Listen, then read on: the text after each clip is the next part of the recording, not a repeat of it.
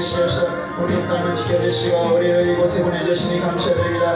이 시간에 드릴 때야 하나님께서 함께 해주시옵소서. 이 시간 은혜와 축복이 넘치게 해주시옵소서. 아버지의 말씀을 전하여 아버지 이 땅에 있었습니다. 주님께서 함께 해주셔서 인간의 말이 아니라 오로지 하나님의 말씀만 들을 수 있게 해주시고 또한 아멘 높은 아픔으로써 우리가 은혜 받을 수 있고 축복받을 수 있게 해주시옵소서. 주님 감사합니다.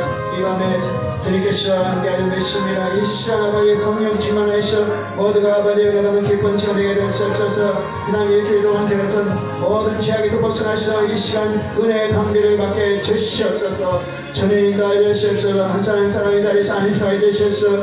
아버지의 말씀 들을 때에 받게 해주시고 찬송할 때 아버지 주님 경배하게 아버지 주 성심을 끝하시어 아버지 주님 사명의 경배하게 해주시옵소서. 주님 이제 안에 전투까지 행하셔서 홀로 영광 받으시옵소서. 주님 인도하여 주시옵소서. 주님 인도하여 주시옵소서.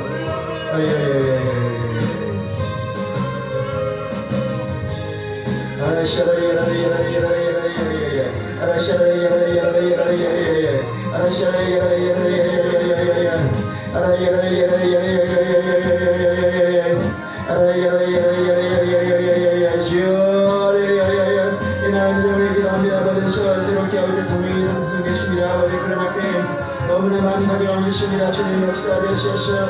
그가 아버지 그의 일만을 잘하시는 아버지 축복과 은혜를 주시옵소서. 지혜를 주시옵소서. 아버지 시여 그의 마음속에 삭된 마음을 깨게 되시고 아버지 과거에 얻었던 모든 잘못된 생활을 벗어나게 해주시고 아버지 국민과 파리시오 모든 살아가시는 하나님을 믿게 해주시옵소서. 주의 역사하여 주시옵소서. 우리 국민이 아버지과 함께 문화시켜 주시옵소서. 주님 역사하여 주시옵소서. 인도하여 주시옵소서. 아버지 감사합니다. 하나님 아버지 이 시간 함께 해주시길 믿습니다. 주님께서 홀로 영광 받아주시옵소서. 감사드리며 예수님 이름으로 기도드렸습니다. 아멘. 자, 예배를 시작하겠습니다. 자, 사도신경으로 신앙 고백하겠습니다. 전능하사 천지를 만드신 하나님 아버지를 내가 믿사오며 그 외아들 우리 주 예수 그리스도를 믿사오니 이는 성령으로 인도하사 인정녀 마리아에게 나으시고 본디오 빌라도에게 고난을 받사 십자가에 못 박혀 죽으시고 장사한 지 사흘 만에 죽은 자 가운데서 다시 살아나시어 하늘에 오르사 전능하신 하나님 우편에 앉아 계시다가 저리로서 사망자와 죽은 자를 심판하러 오시리라. 성령을 믿사오며 거룩한 공예와 성도가 서로 교통하는 것과 죄를 사하여 주시는 것과 몸이 다시는 사는 것과 영원히 사는 것을 믿사옵나이다. 아멘.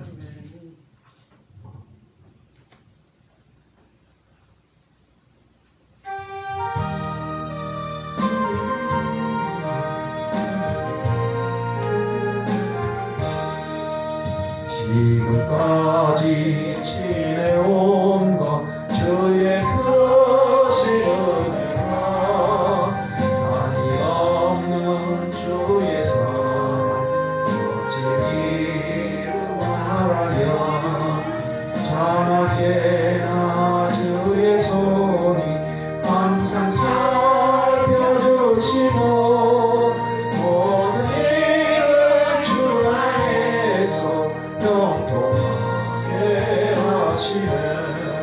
몸도 마음도 연약하나 세임받아 사는데 붉은 뜻이 부으시는 주의 은혜 족하라. 사랑 없는 거리에나 험한 산길에 주의 손을 굳게 잡고 반성하며 가리라. 주님 다시 배울 날이 날로 다가와 무거운 짐 두께 맡겨 뱃을 달고 멀잖아. 나를 위해 예비하신 고향 집에 돌아가 아버지의 품 안에서 영원토록 살리라. 아멘. 말씀 보겠습니다. 누가복음 19장 말씀. 누가복음 19장입니다. 누가복음 19장 신약성경 128쪽입니다. 누가복음 19장 128조입니다.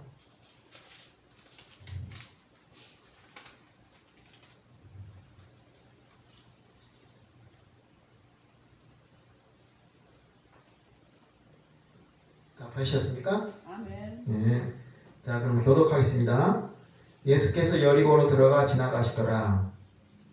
삭개오라 이름하는 자가 있으니 세리장이요 또한 부자라. 그가 예수께서 어떠한 사람인가 하여 보고자 하되 키가 작고 사람이 많아 할 수 없어 앞으로 달려가 보기 위하여 뽕나무에 올라가니 이는 예수께서 걸음으로 지나가시게 됩니다. 예수께서 그곳에 이르사 쳐다보시고 이르되 삭개오야 속히 내려오라 내가 오늘 네 집에 유하여야 하겠노라 하시니 급히 내려와 즐거워하며 영접하거늘 무사람이 보고 수군거려 이르되 저가 죄인의 집에 유하러 들어갔도다 하더라. 삭개오가 서서 주께 여짜오되 주여 보시옵소서 내 소유의 절반을 가난한 자들에게 주겠사오며 만일 이것을 토색한 일이 있으면 3배나 갚겠나이다. 예수께서 이르시되 오늘 구원이 이 집에 이르렀으니 이 사람도 아브라함의 자손이로다. 인자에 온 것은 무슨 잃어버린 자를 찾으려 구원하려 함이라. 아멘. 아멘. 예, 제가 좀 특송을 하나 하겠습니다. 아멘. 괜찮으시겠습니까? 아멘. 이거 뭐 주최 측의 농간이네 혼자 다 해먹으려고 그냥. 가만 있어봐라. 나도 이게 눈이 안 좋아가지고 지금. 네, 오늘은 제가 혼자 북치고 장구 치겠습니다.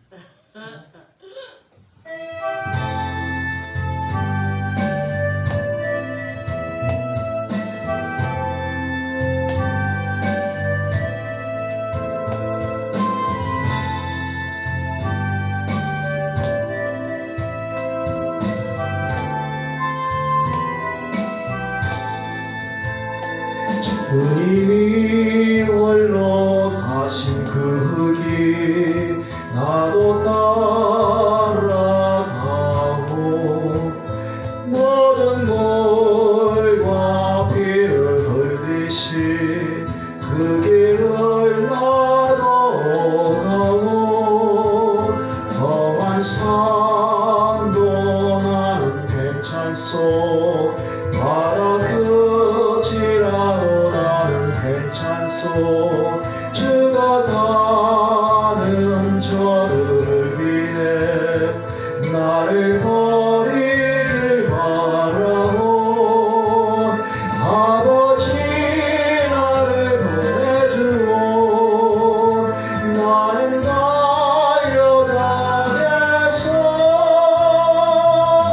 목숨도 아끼지 않겠소 나를 보내주오 주님이 홀로 가신 그 길 나도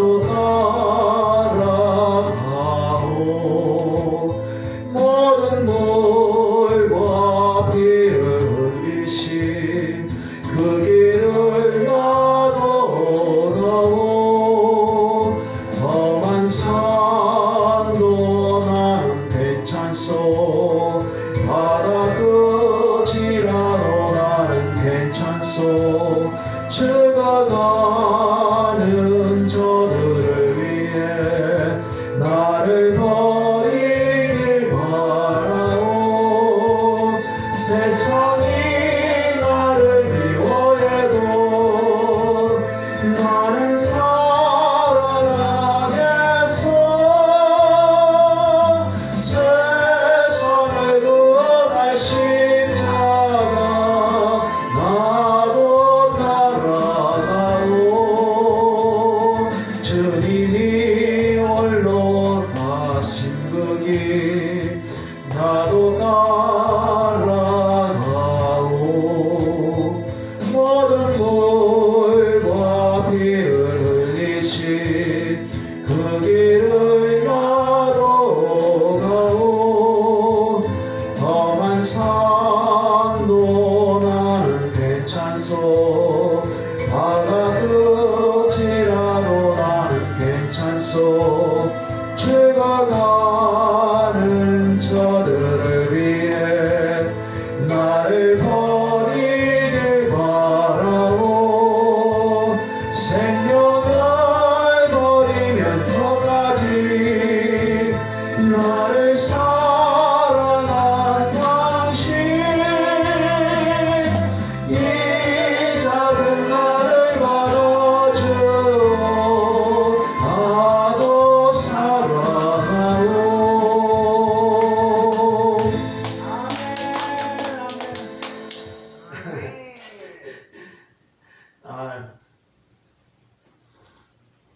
저는 진짜 찬양이 너무 좋아요. 그래서 진짜 내가 나이만 젊으면은 그냥 찬양 사역자로 나가고 싶어요.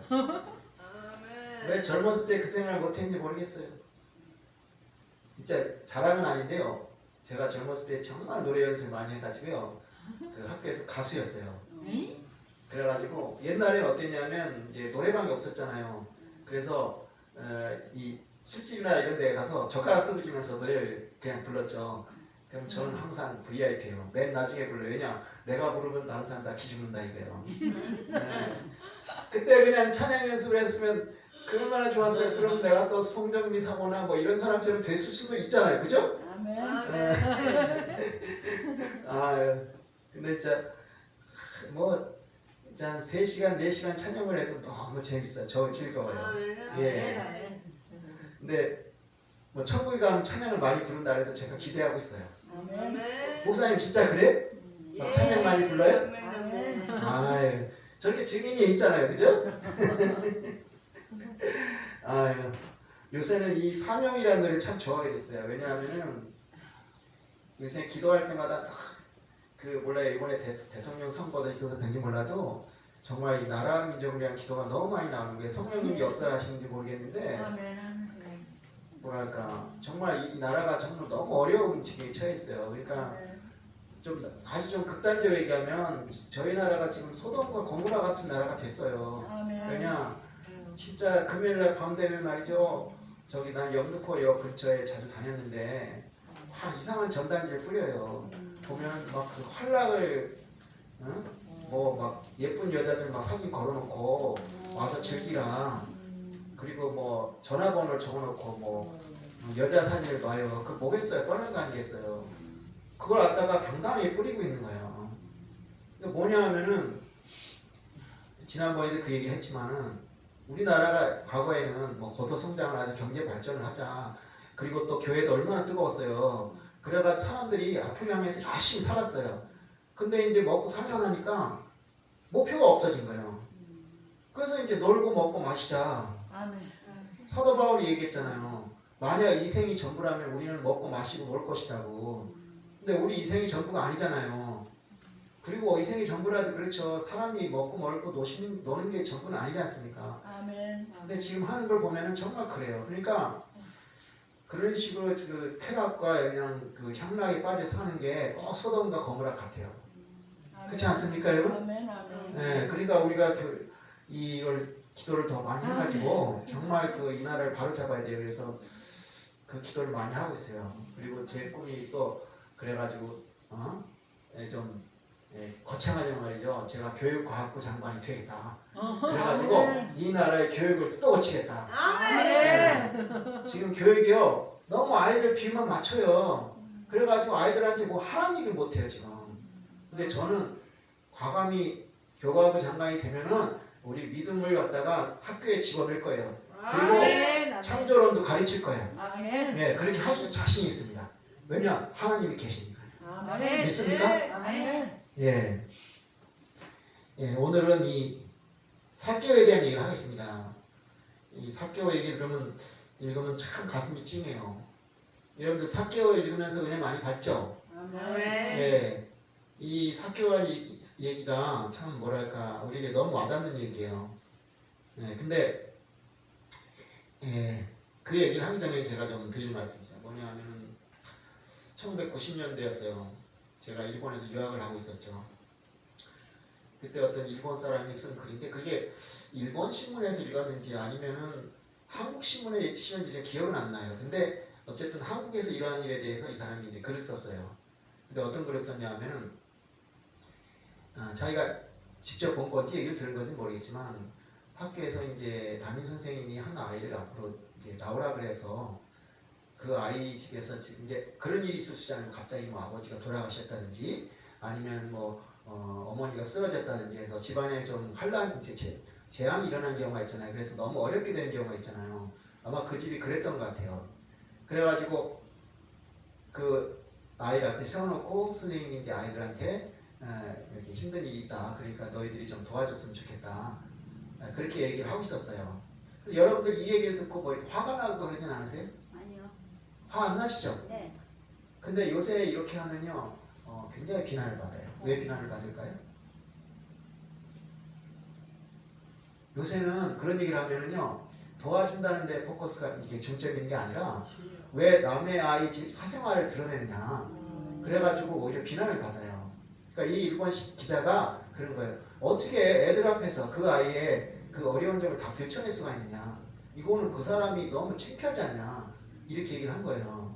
저는 그때 그거 읽고 너무 놀랐어요. 아니 세상에 이게 왜 문제가 되는가. 우리도 그런 거 많이 했잖아요. 아마 여러분도 마찬가지일 거예요. 학교 다니다가 어려운 애 있으면 이렇게 선생님이 좀 얘기도 하고 그래서 돕자 그렇게 했는데, 근데 지금 오늘날에 보면은 지금 우리나라가 그렇게 됐어요. 그러니까 자기의 어려운 점이나 힘든 점을 얘기하면 뭔가 그 바보 같은 느낌 들고, 또 남의 그런 얘기를 하면은 그게 설령 도와주려는 의미에서도 별로 좋게 안 보고 있어요. 왜 그렇게 됐을까요? 여러분 어떻게 생각하세요? 왜 그런 것을 부끄럽게 생각하게 되었을까요? 교육이 잘못돼서. 교육이 잘못됐다. 예, 맞아요. 그것도 있는데 보다 근본적인 게 있어요. 왜 그렇게 되었을까? 이게 바로 그거예요. 뭐냐면은 옛날에는 대부분의 사람들이 가난했어요. 그죠? 너도 가난하고 나도 가난하고. 그러니까 대부분의 사람이 가난하고 이제 뭐 반에서 한두 명 좀 잘 사는 애고, 그 한두 명 중에 저도 한번 끼었었는데, 우리 아마 우리 서 목사님 가정도 아마 좀 그런 집안이었을 것 같아요. 조금 이제 남들보다 좀 잘 사는 집. 그래갖고 저는 이제 그 뭐냐면 보리밥을 싸면 가난한 건지 몰랐어요. 그래서 왜 우리는 맨날 쌀밥만 먹어요? 이렇게 물어본 적이 있어요. 그렇게 철이 없었어요. 그리고 저는 이제 유치원을 나갔고, 그리고 이제 우리 어머니가 이제 하도 이제 극성이어서 너 이제 저희 담임 선생님한테 봉투를 갖다 줬어요. 그래가지고 잘 봐달라고 그렇게 했고, 그리고 또 심지어 뭐까지 했냐면요, 집이 가까우니까 점심을 저한테 도시락을 싸가는 게 아니라 직접 점심 때 배달을 했어요. 누가 시켰냐면 가정부한테 시켰어요. 그러면서 선생님 도시락까지 같이 갖다 줬어요. 그러니까 우리 선생님이 얼마나 나 아껴줬겠어요. 그렇게 그냥 온갖 치맛바람, 바지바람을 다 일으킨 거죠. 근데 이제 그래서 나는 세상이 다 그런 줄 알았어. 그런 줄 알았는데 나중에 이제 어른이 돼 보니까 그게 아니었던 거야. 이제 특히 교회를 다니면 여러 가지 사람 있잖아요. 그 사람들 얘기해 보면은 나 같은 사람이 오히려 예외적이고 대부분은 다 못 살았더라고요. 그래가지고 뭐 심지어 밥도 굶어 점심을 굶었다 그런 사람도 있고 그러더라고. 그러니까 그게 정상이고 제가 좀 비정상이었던 거예요. 자, 그러니까 그 당시에는 모든 사람이 못 살으니까 어때요? 우리 동병상련이란 말 있죠. 동병상련이 뭐예요? 모두가 못 사니까 다 이해해 주는 거예요. 그래서 사람들이 뭐 어렵다 힘들다 그래도 그걸 갖다가 뭐 흉으로 보지 않았고, 그래 그럼 우리가 도와야지 이런 생각을 한 거예요. 그런데 지금 우리가 어떻게 됐어요? 못 살아요? 잘 살아요? 잘 살잖아요. 지금 웬만큼 지금 그냥 일반적인 생활을 하는 사람도 만약에 우리 어렸을 때로 돌아가면은 아마 굉장히 잘 사는 집일 거예요. 왜냐? 일단 자동차가 있잖아요. 근데 여러분들 어렸을 때 자동차 가지고 있었던 분 있어요? 손 들어보세요. 없죠? 그때 자동차가 아닌 사람 어땠어요? 완전 부자였죠? 예, 그리고 또 집에 가면 화장실이 집에 있는 집 있었어요? 여러분 중에? 없었죠? 저도 그런 집 보면 너무 신기했어요. 어떻게 이런 집이 있나. 근데 지금은 다 어때요? 집에 화장실 있죠? 목욕탕도 있죠? 근데 그거 부자라고 해야 돼요? 아니잖아요. 그냥 평범하잖아요. 그러니까 그렇게 사니까요. 그게 정상이 된 거예요. 그게 정상이 되니까 못 산다든지 어렵다는 것이 부끄러움이 된 거죠. 그러니까 가난이 있잖아요. 약간 죄가 돼버렸어요. 그러니까 가난하다는 거, 어렵다는 것을 얘기하는 것은 부끄러운 일이 돼버린 거죠. 네. 우리 이제 여러분들 기억에 하실지 모르지만 몇 년 전에 그런 일이 있었어요. 엄마하고 딸 둘이 있었는데 같이 살다가 너무 힘들다 그래서 셋이 같이 자살하는 사건이 있어요. 그게 아마 박근혜 대통령 때 있었던 일 같아요. 그래서 이른바를 뭐라고 하냐면 성파 세모녀 사건이라고 했어요. 근데 그래가지고 이제 뭐 엄마도 병이 나고 딸들도 그렇고 그래가지고 자살을 했는데 이제 마지막 월세를 딱 거기다 봉투에 넣어가지고 그리고 셋이 다 같이 자살을 했어요. 난리가 났죠. 근데 그 사건의 본질은요. 그 사건의 본질은 왜 일어났냐면 가난해서 일어난 게 아니에요. 왜냐? 그만큼 가난한 사람이 많아요. 근데 그분들은 월세를 낼 정도의 돈이 있었어요. 그러니까는 그렇게 막 가장 가난한 건 아니었어요. 근데 왜 죽었을까요? 그들이.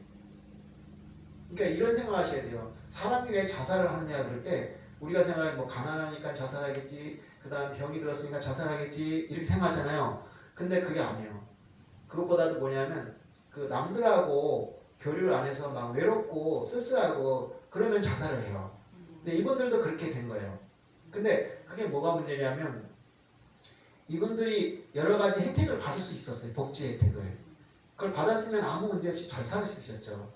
심지어 멀쩡한 사람들도 말이죠. 제가 옛날에 어떤 분을 알았냐면 성당, 우리 어머니가 성당을 다니시는데 그 성당 다니는 다른 할머니를 만난 적이 있어요. 한 77세인가 되셨는데 이분이 참 어려운 삶을 사셨어요. 왜냐하면 열심히 일해서 돈을 모을만 하면 사고가 터져가지고 그 돈이 다 날아가는 거예요.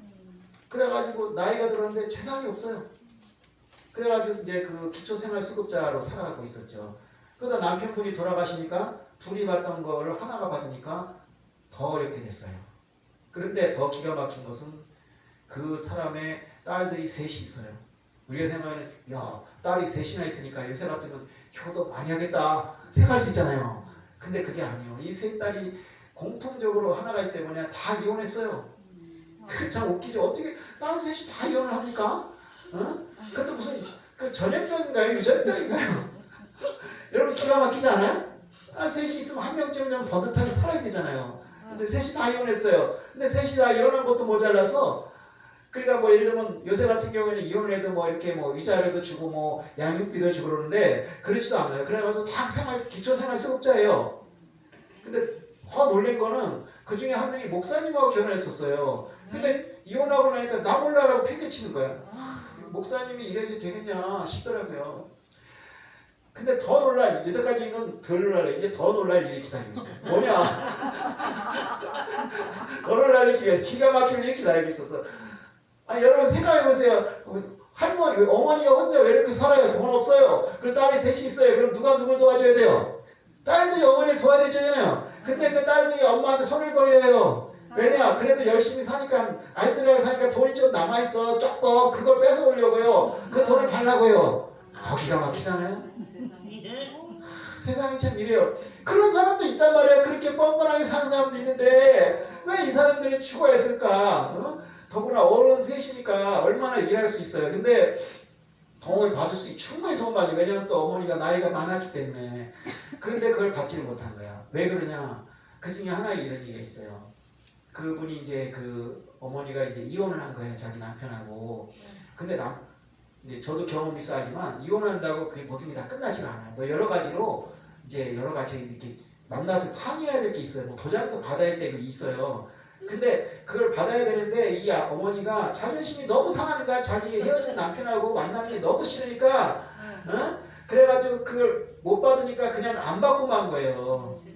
그러니까 충분히 지원을 그래가지고 지금 이제 요새는 어떻게 바뀌었냐 하면은 주변 사람 중에서 혹시 어려운 사람이 있으면 신고하라 그래요. 왜냐 본인들이 모르고 있거나 아니면 있어도 자존심 상해서 이제 그냥 있는 사람들이 있어요. 그 사람들 신고하면 이제 조사가 들어간다는 거죠.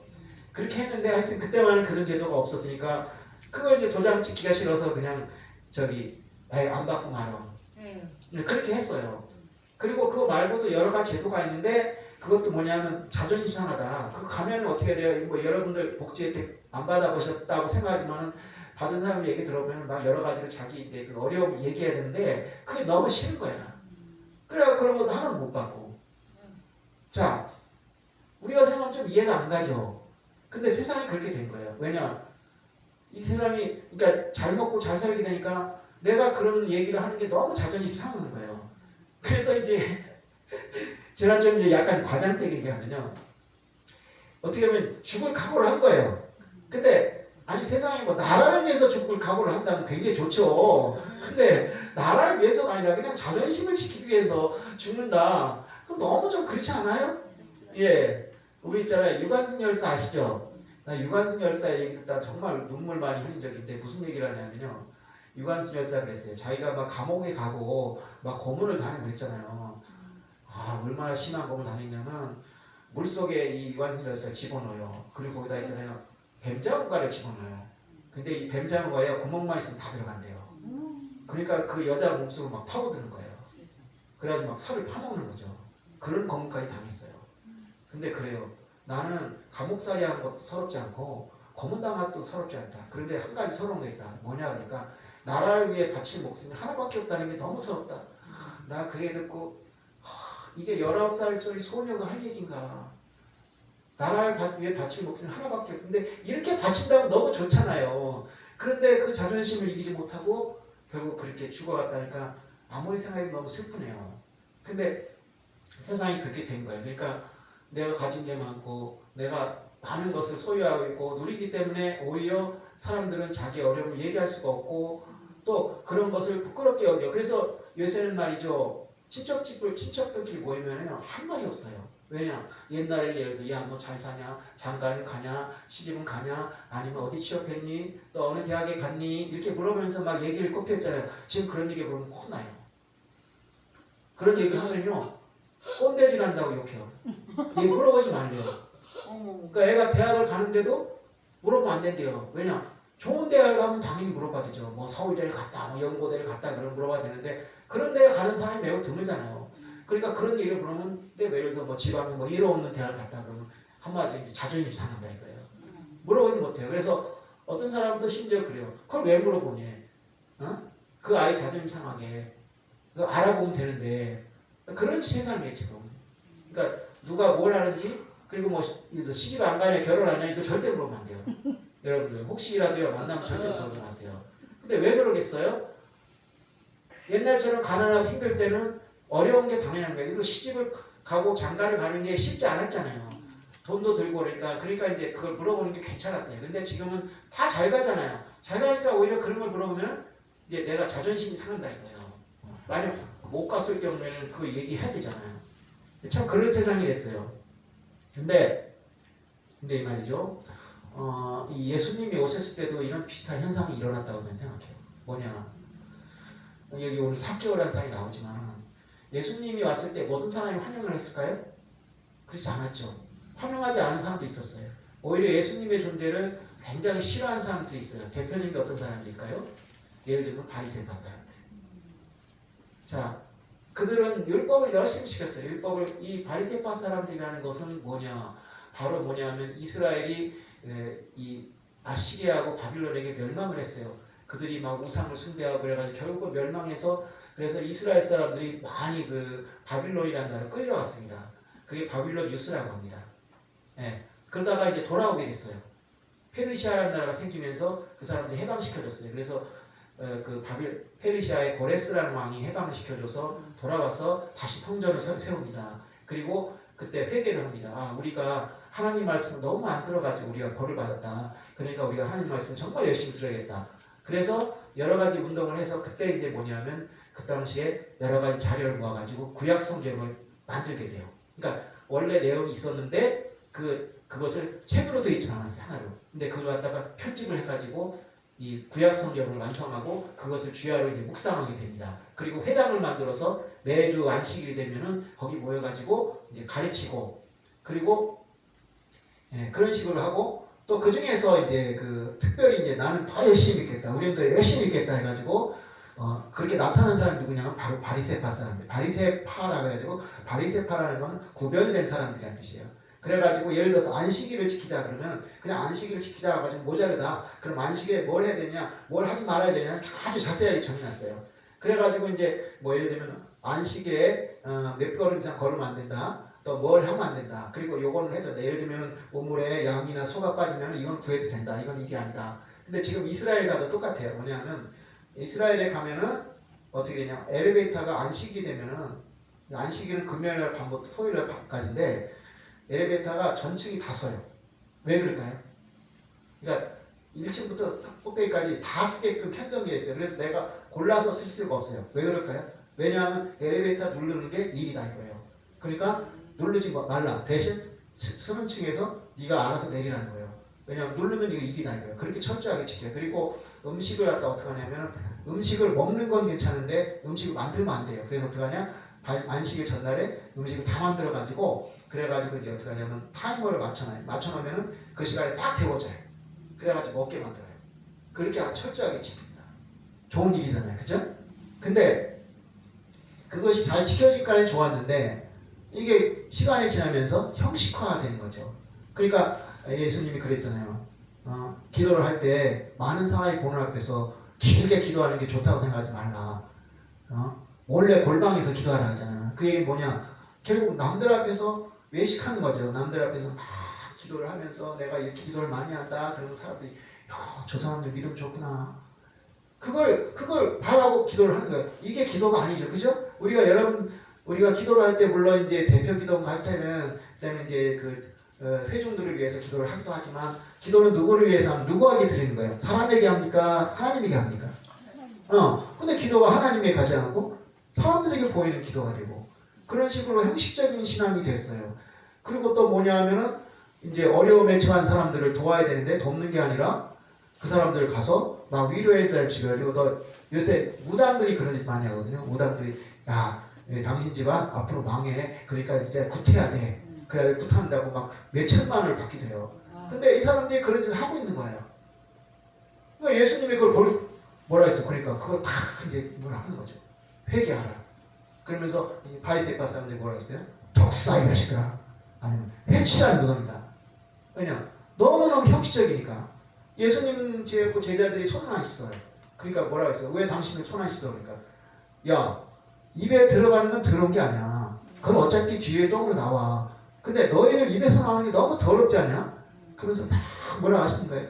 그러니까 이 바리새파 사람들 입장에서는 예수님이 너무너무 그냥 눈에 가시가 되는 거예요. 왜냐? 자기들이 지금까지 잘 먹고 잘 살았는데 예수님이라는 분이 오셔가지고 그 잘못을 치우치면서 그래서 백성들이 깨우치게 되면 이거 큰일 나는 거야. 그래서 예수님이 그 마지막에 종려주일 때 그 예루살렘으로 입성을 하시잖아요. 그때 그 나귀를 타고 가시는데 사람들이 밑에다가 이 나뭇가지를 꺾어가지고 그 위를 건너가시잖아. 그러면서 호산나 호산나 하잖아요. 네, 백성들이 환영하는데 유일하게 싫어하는 사람이 누구냐? 바로 바리새파 사람들. 그 사람이 뭐라 하냐면 야 이제 우리 다 끝났다. 만약 예수님이 세상을 지배하게 되면 자기들은 할 일이 없어요. 할 일이 없으면 돈도 못 벌어요. 굶어야 돼요. 명예도 없어져요. 그럴 때 나온 게 뭐냐? 안 끝났어. 야, 한 사람이 죽음으로써 이 세상이 평화로울 수 있어. 그러니까 이제 딱 그게 누군데? 말해야 뭐하냐? 저 사람 죽이면 끝이잖아. 그래서 예수님을 죽이는 거예요. 그러니까 그 사람들은 예수님한테 갈 수가 없어서 왜냐? 너무나 좋은 조건을 가지고 살기 때문에 마치 오늘날 우리가 너무나 좋은 조건을 가지고 있기 때문에 자기의 어려움을 얘기 못하고 솔직해질 수 없는 것처럼 그래요. 그러니까 없어도 있는 척 해야 되고 그래서 거짓말로도 난 잘 살아 이렇게 얘기해야 되는 세상인데 그렇게 살다가 결국은 어느 날 도저히 못 견디면 옥매에 죽거나 방에 빠져 죽거나 그래요. 그게 오늘의 현실입니다. 근데 예수님 당시에도 종교 지도자들이 그런 외식을 하면서 예수님을 핍박하고 결국은 죽였어요. 그런데 예수님이 뭐라고 하셨어요? 세리와 장녀가 가장 먼저 천국에 들어간다. 왜 그러겠어요? 세리와 장녀. 세리라는 건 어떤 거냐? 로마, 그 당시에 이스라엘을 로마가 다스렸죠. 그 로마는 어떤 나라냐? 전 세계를 지배하면서 그 당시에 있는 이 주중의 세력을 다 지배하면서 그곳에 총독을 보내고 군대를 보내요. 그래가지고 거기서 세금을 걷어가지고 로마를 보내요. 그럼 로마 사람들이 그거 가지고 자식 쓰는 거죠. 자, 그러면 그 세금을 자기들이 걷으면 욕을 먹으니까 현지 사람들을 고용해가지고 야, 네가 세금을 걷어. 근데 예를 들어 100만 원을 걷으면 한 30만 원 네가 가져. 그렇게 했던 거예요. 그러니까 세리들이 돈벌이가 엄청 좋았어요. 그래서 이 삭개오도 부자였고 마태도 부자였고 그랬어요. 그랬단 말이에요. 그러니까 사람들이 좋아하겠어요? 싫어하겠어요? 당연히 싫어하죠. 두 가지 이유로 싫어해요. 첫째, 돈을 받아가지고 착취하잖아요. 그게 제일 나쁘고 그 다음에 뭐냐면 외국 사람하고 하나가 됐잖아요. 유태인인데 로마 사람하고 한통속이 됐죠. 그러니까 우리 친구가 옛날에 친일파 그렇게 된 거예요. 그러니까 당연히 미움사죠. 그러니까 마태도 그렇고 삭개오도 그렇고 이들이 왜 예수님에게 다가올 수 있었냐? 바로 그 갈급함 때문입니다. 있습니까? 우리가 하나님에게 다가올 때는요 잘 먹고 잘 사는 때문에 하나님이 다가가는 게 아니에요. 우리가 잘 되기 때문에 아니에요. 우리가 너무 힘들고 갈급하고 간절하기 때문에 하나님한테 가요. 그래서 어찌 보면은 고난이 축복이라는 게 얼마나 맞는 말인지 모릅니다. 그래서 우리가 신앙생활 때마다 하나님이 때때로 우리에게 고난을 허락하시는 것은 바로 이것을 위함이라고 저는 믿습니다. 예, 그러니까 우리가 고난을 당했을 때 원망 불평을 하기보다는 아 이게 하나님이 나를 더 나에게 당신에게 가까이 가게 하는 것이다 그런 의미를 가지고 그것을 축복으로 받아주시기 바랍니다. 예, 삭개오도 마찬가지였어요. 근데 또 삭개오는 또 다른 컴플렉스가 있었어요. 뭐예요? 키가 작았어요. 요새 참 이 키가 말이죠 참 문제예요. 제가 있잖아요. 여러분들 어떻게 키에 만족하십니까? 아 저는 자라면서 키에 대한 열등감을 가진 적이 없어요. 왜냐하면 옛날만 해도 그렇게 키에 대해서 말하고 안 했거든요. 그리고 제 키가 작아 보이지만 사실은 그 당시에 평균 키였어요. 그랬는데 제 여동생은 키가 굉장히 작았어. 그래서 그것 때문에 굉장히 열등감을 느꼈죠. 근데 그 뭐냐 하면 제가 대학교에서 학생들 가르치면서 앙케이트 조사를 해본 적이 있어요. 그래서 어떤 조사를 했냐면 키가 굉장히 큰데 못생긴 사람하고 키가 작은데 되게 잘생긴 사람하고 누가 좋냐니까 놀랍게도요 키가 커도 못생겨도 키 큰 사람이 좋다는 거예요. 그렇게 키에 대해 집착을 하더라고요. 놀랐어요. 특히 여학생들이 심해요. 남자들은 덜한데 여자들이 그렇게 키를 원하더라고요. 그러니까 못생겨도 좋다. 키만 커도 이거 아 나 이해가 안 가네. 우리 권사님 만약에 젊어서 다시 결혼하게 되면 키가 크고 못생긴 남자가 좋아요? 키 작고 잘생긴 남자가 좋아요? 아 근데 키가 커도 못생겨도 키 크게 나요? 아 또 여자들은 그렇구나. 근데 하여튼 그래요. 그래가지고 근데 이 사람은 키가 작았어요. 근데 옛날에는 여자들 키 큰 건 원하지 않았던 것 같은데 요새는 여자들도 키 큰 사람 좋아하는 것 같아요. 옛날에 이런 노래가 있어요. 사랑을 하면은 예뻐져요. 사랑을 하면은 예뻐. 이런 거 혹시 알아요? 권사님 알아요? 네. 거기에 뭐가 나와있냐면 못생긴 게 기다리 뚱뚱보 아가씨도 사랑을 기다리가 못생긴 여자예요. 근데 지금은 어때요? 키 큰 거 좋아하잖아요. 그 지금 여자들 그런데 하여튼 이 삭개오가 키가 작은 거예요. 그러니까 두 가지가 컴플렉스예요. 세리기 때문에 창피하고 그리고 키가 작아서 창피하고 그러니까 왕따에 완전 왕따도 그 왕따가 아니에요. 아무도 상대해줘. 그리고 돈이 많으면 뭐합니까? 친구가 없어요. 못생겼지 거기다 키 작지 거기다가 세리지. 우리 여러분 어때요? 예수님 옆에서 예수님을 잘 따르던 사람 중에 얼마나 그런 천한 사람이 많았어요. 막달라 마리아 창녀였잖아요. 그런데 그 예수님 발에다가 향유를 붓고 눈물을 흘리면서 머리로 예수님 발을 닦아줬죠. 그게 바로 간절함 아닙니까? 믿습니까? 예, 우리는 이 신앙생활이라는 거는 간절함이 있어야 돼요. 간절함이 없으면 기도를 할 수가 없어요. 그래서 가끔 하나님이 참 힘들게 하면 참 고맙더라고. 왜냐하면 기도하고 싶어지니까요. 근데 이 새끼도 간절함을 느낀 거예요. 근데 예수님 소문을 들었어요. 아 예수님이라는 분이 있더라. 근데 그분이 뭐 세리와 창녀가 먼저 천국에 간다더라. 도대체 왜 그런 소리를 하실까? 그러면서 한편으로 기쁜 거야. 아 나를 알아주신 분이 있구나. 그 예수님이라. 근데 예수님이 마침 그 마을에 가게 된 거예요. 그러니까 이제 야 이게 웬일이냐.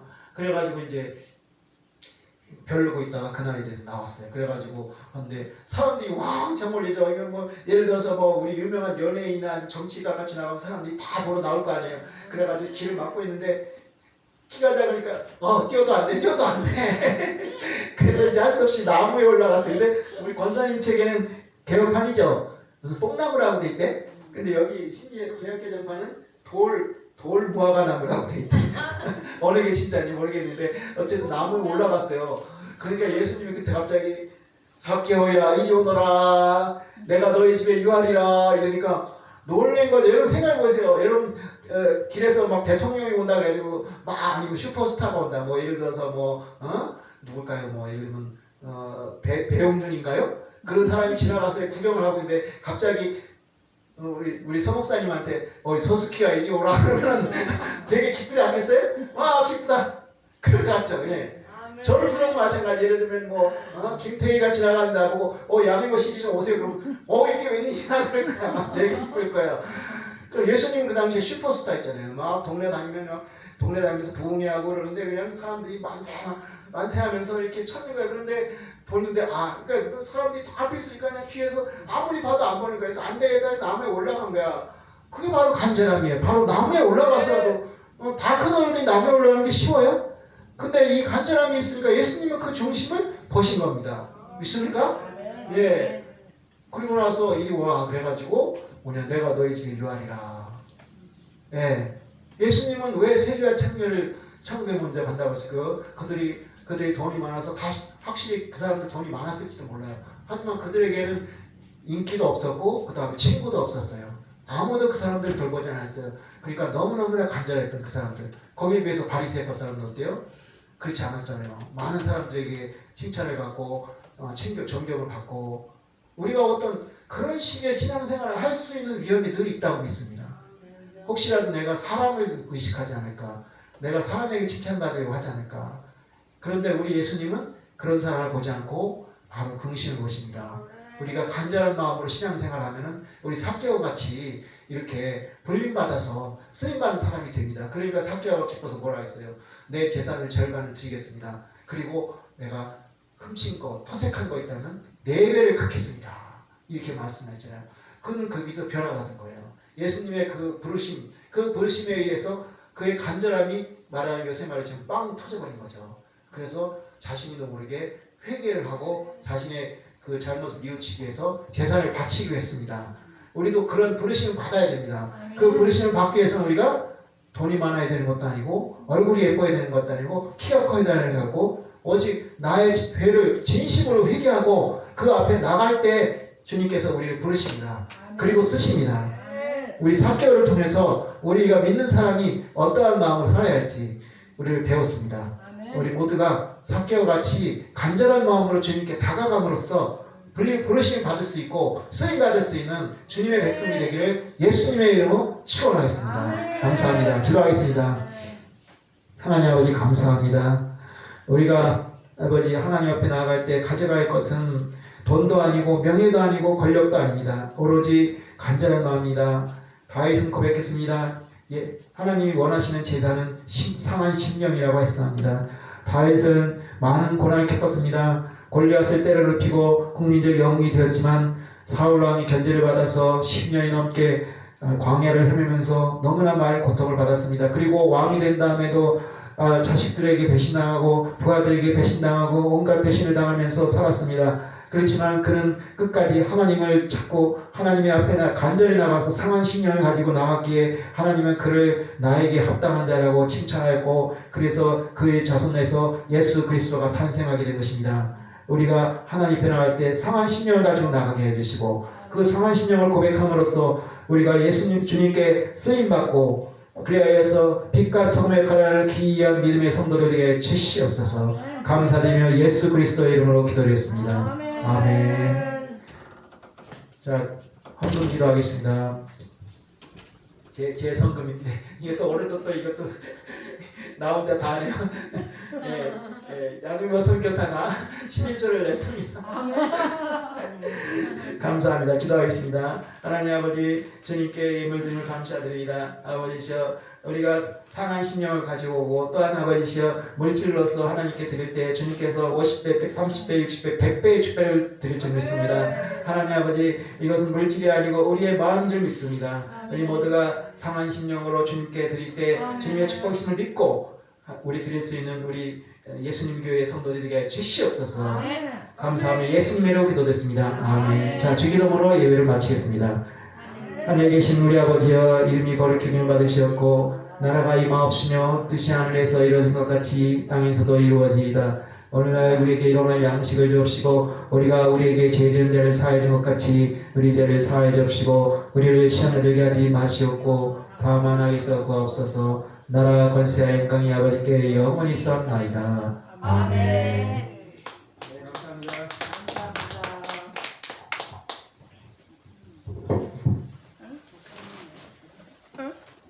목사님은 쓰러졌대. 응? 어제 부흥회 가가지고 힘들어. 이거 나이바로 갖고 온 거지. 힘들어가지고 못 어쨌어. 이렇게 이쁜 걸 갖고 왔어. 나고 너무 젊은이. 어머니 이거 저거 뭐? 이건 삼선. 아 이건 기막이, 마지. 아이고 금감. 겨울이 좋네. 이쁘다. 안 좋다. 딱 맞네. 네가 그게 안 죽어. 그게 그렇게 걸치는 거야 오늘. 죽다고? 아니 안 되고. 나 손도 한테 갖다 몸살나. 이게 무슨 죽어. 이쁘네 꽃무늬 잘 어울리네. 너무 젊어졌네. 네. 아니 맞으면 감사합니다. 나는 잘 먹겠습니다. 안 맞으면 어떻게 나랬어. 아이 잘 맞네 딱. 자주 잘 맞네. 자주 다 당길 수 있네.